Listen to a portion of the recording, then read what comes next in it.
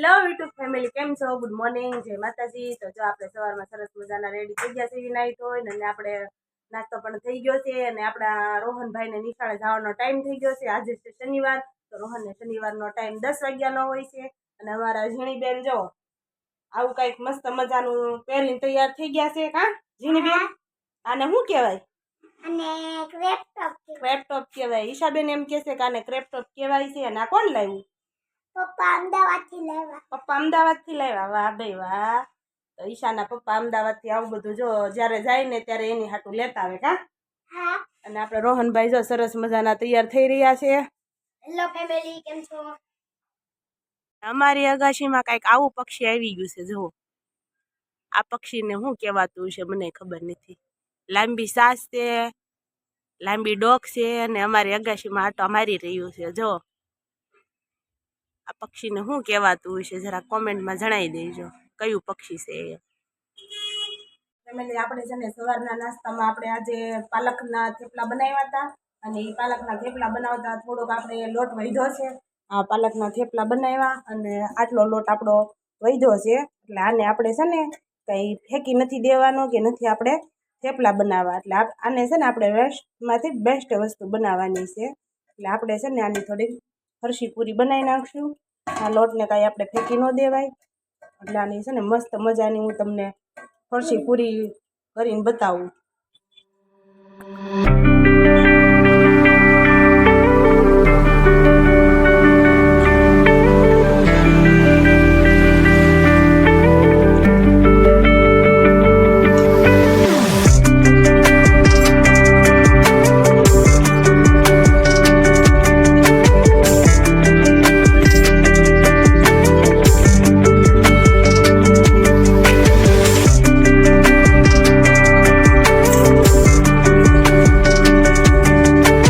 તો આપણી સરસ મજાની પાલકની પૂરી વણીને તૈયાર કરી નાખી છે, ને આપણે અહીંયા મૂકી દીધું છે ગરમ તેલ।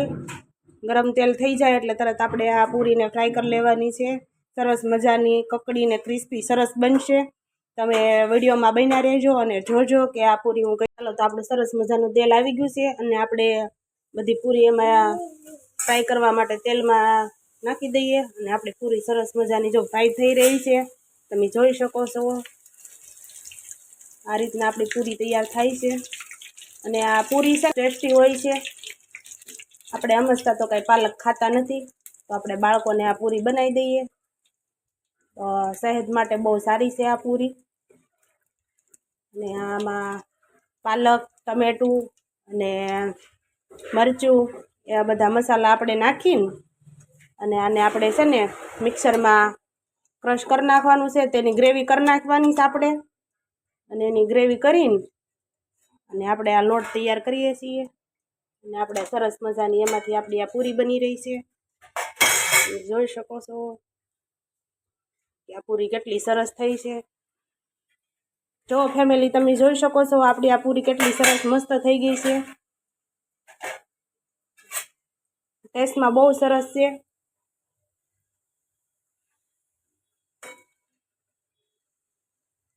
એક વખત તમે ટ્રાય કરજો ફેમિલી આ પૂરી બનાવવાનું, અને પૂરી બનાવવાનું ટ્રાય કરો પછી કોમેન્ટમાં જરૂરથી જણાવજો કે આ રેસીપી મેં તમને કીધું બનાવવાનું, કે તમે બનાવો તો બહુ સરસ લાગશે તમને। તો એક વખત અવશ્ય ટ્રાય કરજો, અને ટ્રાય કર્યા પછી મને કોમેન્ટમાં જણાવજો કે નહીં આ પૂરી બહુ સરસ બની છે।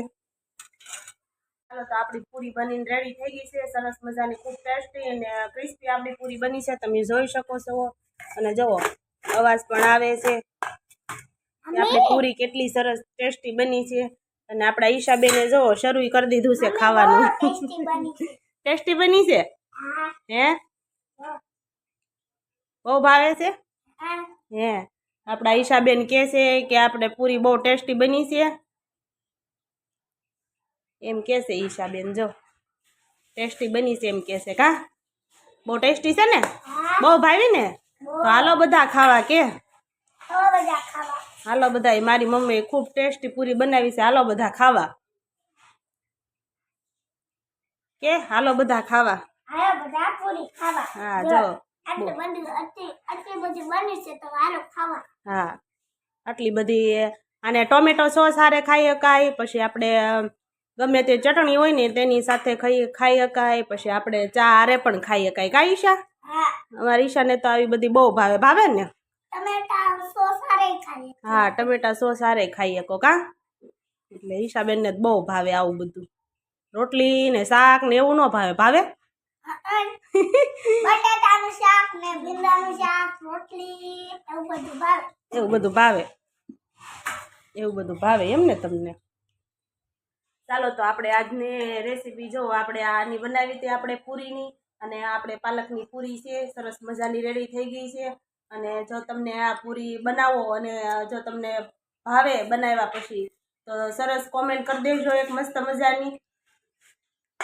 તો આપણી સરસ મજાની પૂરી તળાઈને રેડી થઈ ગઈ ને આપણે સરસ મજાની ડબ્બામાં ભરી દીધી છે ઠરી ગઈ એટલે. અને આપણે જો થોડો પવન ખાવા પંખા હેઠે બેસી ગયા છે કારણ કે આજે વધારે ગરમી છે. કહીશું આજ થોડી ગરમી થોડીક વધારે છે એટલે જો રસોડામાંથી બહાર આવી ગયા છે ને પંખા હેઠે બેસી ગયા છે. અને આપણા ઈશાબેન જો કંઈક આવું લેશન લખવા માંડ્યા છે જુઓ. કા તો ચાલો ફેમિલી, આપણો વિડીયો અહીં સુધીનો હતો અને આપણો વ્લોગ આપણે પૂરો કરશું. ને જો ચેનલમાં નવા હોય તો લાઈક શેર અને સબસ્ક્રાઈબ કરવાનું ભૂલતા નહીં. અને આપણે નવા વ્લોગ સાથે મળશું. ત્યાં સુધી જય માતાજી.